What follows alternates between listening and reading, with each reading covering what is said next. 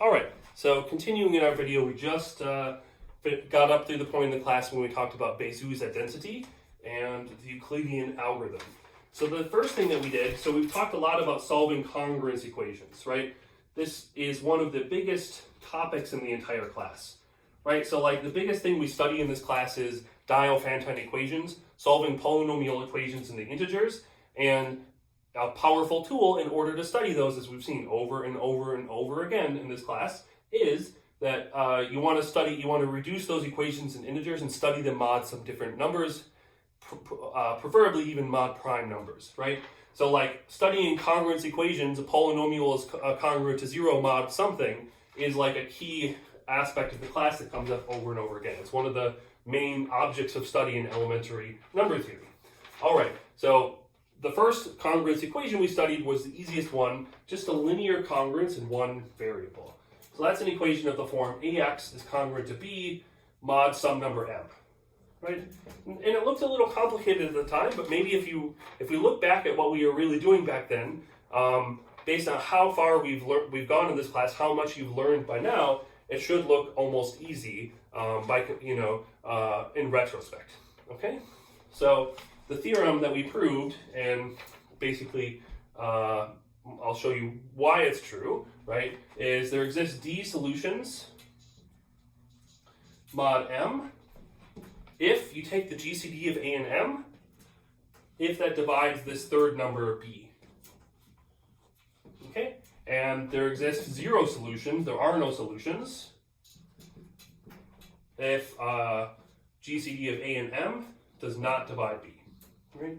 So the no solutions in the other case is the easy one. You just kind of write it down and then you see it's not possible. But let's talk about the fact that there are D solutions. In reality, there's really only one solution. It's just mod something else other than M. And now that we talked a lot about this through Hensel's lemma and stuff, I'll use more of that language about what was really going on here, right? So here's the algorithm for, right, if you have such an equation and you want to solve it, first you check this condition. If you have this non-divisibility, great, you're done. There are no solutions, right? If you have them, you want to actually find the solution. So how do you actually do that? Well, and this is basically the idea behind the proof. So you look at AX is congruent to B mod M. Okay. The first idea is turn this congruence into an equation in one more variable. Okay. And there's also dividing through by the GCD. And it doesn't matter which order you did it. I think I did it in the opposite order in the notes. That's fine. You can show 2 different ways. However you want to think about it. In general, many things in this class have multiple possible paths to solutions, multiple ways of thinking about it. And it's up to you to think about how you remember things, what mnemonic devices you want to use, which way of approaching something you prefer. But just try to make sure you have that in place before the final exam so you're not kind of figuring that out on the exam. Right. So if AX is congruent to B mod M, by definition, that means AX equals B plus M times something, and we're going to call that something Y and bring it to the other side, right? So that means there's a solution to AX minus MY equals B, okay, for some integer Y. All right, so in this condition, whenever I have a congruence or an equation, and I have the same number showing up in all 3, so like the GCD of A and M, of course, divides A and M by definition, and we're assuming it also divides B, well, you always just want to divide through by that. That's kind of the idea. We've done that again over and over and over again when we talked about Fermat's last theorem, when we talked about Pythagorean triples, right? This is the idea of looking at primitive solutions, of looking at things where you've gotten rid of all the GCD. This is the first time we actually use that idea in the class, right? So you divide through by GCD of A and M. So you get A over, let's say that this equals, we usually say that this equals D, okay? Sorry, it just bothers me. D equals GCD of A and M. Then you get that A over D minus M over D Y equals B over D. And these are all integers, so this is like a valid equation to study. Okay. Moreover, the other key fact we saw that you should know is when you have 2 numbers that are possibly not coprime, when you divide both of them by their GCD, then you get 2 numbers that are coprime, right? So A over D and M over D are now coprime because we divided out by all the common factors, right? And therefore, by Bezout, now connecting to the last thing we had done, you can solve, I forgot to write next here, sorry about that. You can solve, let's say you can find x prime and y prime, just making up some names, a over d x prime minus m over d y prime equals 1. Right? So by Bezout, you can always solve this, right? And you use the Euclidean algorithm to actually find the solution. And then you can multiply both sides of this equation, just multiply them by b over d, right? And you get a over d times some new number, which is like x prime times b over d. So let's just call that x naught for a particular solution, minus m over d times y naught equals 1 times b over d is b over d. Okay, and that solves my original equation, which was equivalent to the original one, right? And then I can just read off the solution, right? Right, I get that x naught, well, I have that x naught, right? I want a over d times x is congruent to b over d modulo m over d. So I have that x is congruent to x naught mod this number here, m over d, is a solution to my original equation. All right. In fact, this is a unique solution mod m over d. You should really think of this as a unique solution. It's actually better than thinking of it as d different solutions. If you want, I wrote x naught as we were thinking at the time this is a particular solution. If you want actually d different solutions, right, you can just write, maybe I can fit that here, the solutions, the d solutions mod, not m over d, but modulo m, right? These are all the lifts. Just in the sense of, like we talked about over and over again in Hensel's lemma, etc. These are all the lifts of x naught mod m over d. Right? So in particular, they're like x naught plus m over d plus m over d again plus m over d again until you get back to the same number mod m. All right, great. So that's it. That's how you solve any linear congruence equation in one variable in the world that you would like to solve. Right? If they're solvable. If it's not, it also tells you when there's no solutions. Okay? All right.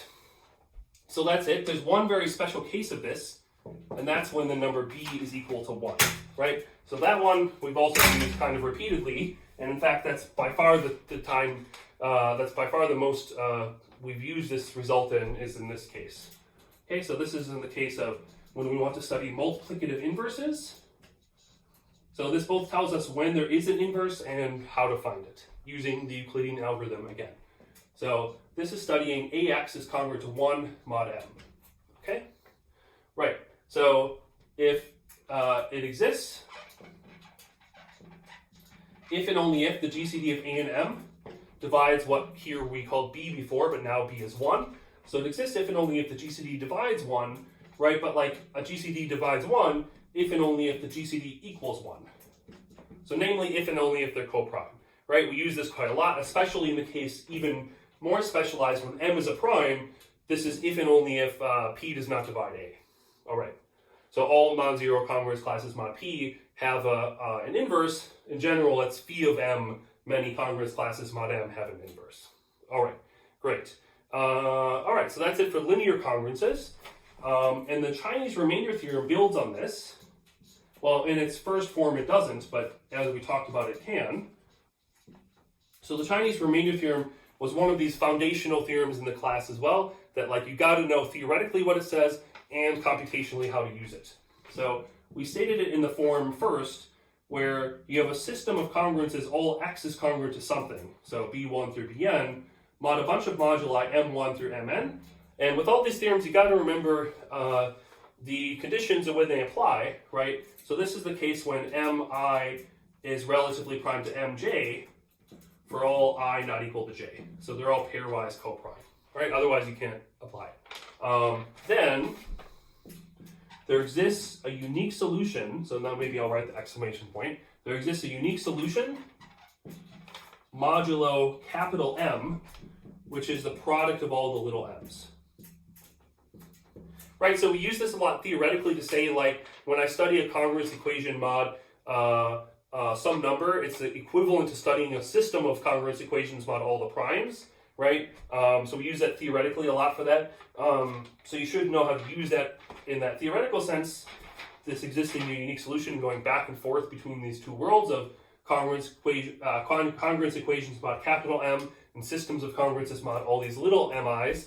But you also got to know how to actually construct solutions. That's one of the algorithms like you have to know for the exam, right? And basically, let me just, recall how we did it, how the proof worked.